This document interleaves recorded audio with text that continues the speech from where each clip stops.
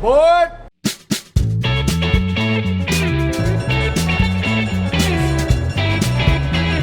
Well, we're here at the Grapevine Vintage Railroad, which offers a really unique, authentic experience aboard 1920s Victorian-style coaches. So it really is a throwback to the 20s, the way they used to travel in the golden age of the railroad. So it's really great experience.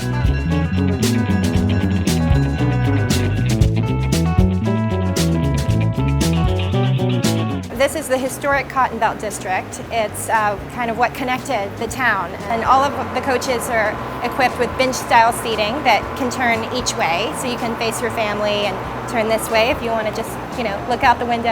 And all of the furnishings are either the actual authentic furnishings, so 100-year-old blinds, or they've been restored to replicate what it was in the 1920s. So the coaches are air-conditioned. That's pretty much the only modern feature, if you will. Otherwise, we have our first class coaches and then our touring coaches that are floor-to-ceiling windows, and everything is as it was in the 20s, basically. This is an open-air coach where, when you were traveling in the 20s, you'd get that nice breeze coming in and you could, look out the window, so to speak, and just enjoy the ride.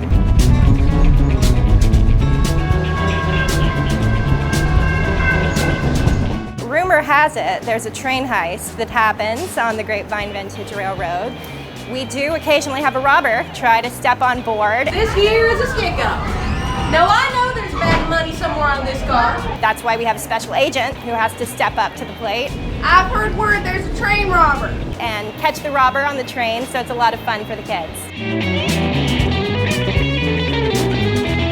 They don't know what it's like to ride a train and how transportation used to be, and so families will bring their kids along and this is what it used to be like. This is how we got around. And so you just hear it like old bones, in an old house kind of thing. It was really, really neat. One of our most popular goes to the Fort Worth Stockyards and drops folks off there so they can do a little shopping and dining, and then brings them back here to Grapevine.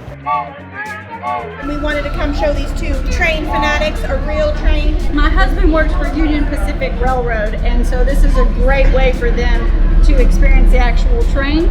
And so because he talks to them all the time about the trains, sends them pictures, videos, so now they actually get to experience it. It was a really unique experience. Yeah. There's really nothing else like this around here. This is what connected the cities, and so I think it's just a really great experience in that sense to remind us of where we came from and how far we've come. So we have different excursions that take place throughout the year, and trains are running every week, mostly on the weekends, but then we'll have, some special trains like the Sweetheart trains and Valentine's Day, our Christmas trains, our jazz wine trains, and so those take place, kind of pop-up performance, if you will. So it's one thing to ride the train, as a passenger, but it's a whole other thing to see how it actually operates.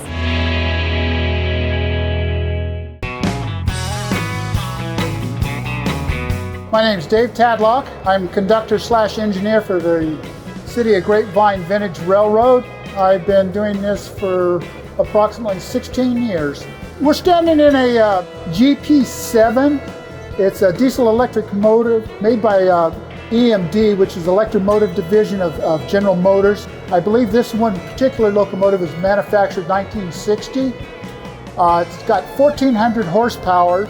It's a diesel electric. What that in essence means, it's got a diesel engine that powers a generator, which in turn sends electricity to the motors mounted on each of the wheels, which is more cost effective and provides a smoother operation. In order to maintain time, we run on the Tex Rail system. It wouldn't be cost effective for us to pull one end, break the engine away, and turn around and come back to the other end. So we run a locomotive facing each direction. So as we run today, we run down to Smithfield Station. When we get there, the engineer and conductor switches ends and goes to the other end, and then we run the other locomotive back into Grapevine, and we just do that each time. Because we run some of the passenger cars are older, listed as freight equipment, which means we're limited to our top speed of 30 miles an hour, which we have no problems getting, but that's what we're required by law. We cannot go any faster than 30 miles an hour.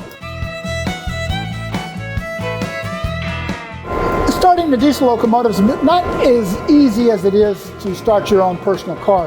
For example, when you come into the locomotive first thing in the morning, after you do your inspection, make sure everything's okay, you reach down here, and you've got a big what I always like to call a Frankenstein switch. It's a big relay switch there that you throw and connects the battery. You've got a whole series of relays here and switches that you have to throw to get on.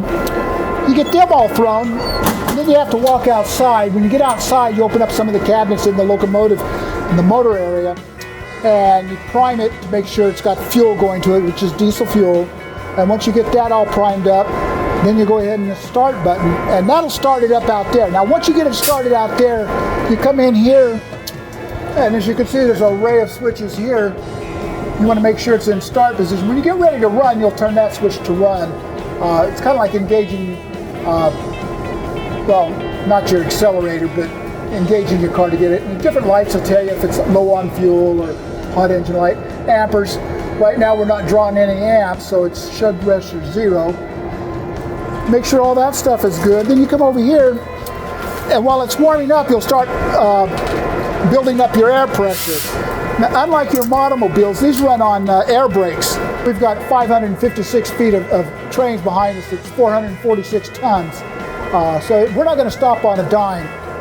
And to make a nice, easy stop, what we train our engineers to do is, in essence, is you don't want to spill the cocktails. And what that means is you want to have as smooth as ride for your passengers as possible. Forward and reverse, and then this throttles you out. On a diesel locomotive, you have different runs, and they have what we call run 1 through run 8, depending on how fast you want to go as you pull it out. These are your brake stands. This one right here is your train brake, which that means is when I apply that, it applies the brakes to the whole train.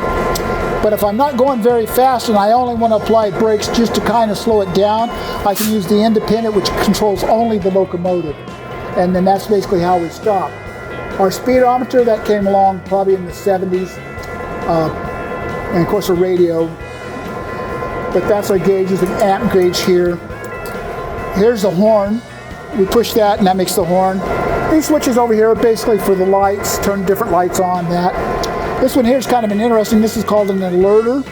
And what happens if I haven't done any kind of movement, made any adjustments on the train after so long, it'll start flashing. And if I don't respond to that, the train will automatically start braking. On the old days in the locomotives, they called it a dead man switch. And so when it starts sounding, every now and then I have to push it. You're always thinking 2 or 3 steps ahead. For example, we're sitting here and we know we've got red lights in front of us, which means we can't go. Now once that light changes, I have to start thinking about how fast I'm going to be going over those switches. And I want to start paying attention to make sure the road crossing arms are going down. I'm going to look at my rearview mirror to make sure that my train is in one piece. All the while, the engineer and the conductor who's sitting up here with him are scanning the grounds to make sure there's no pedestrians or anybody getting in their way.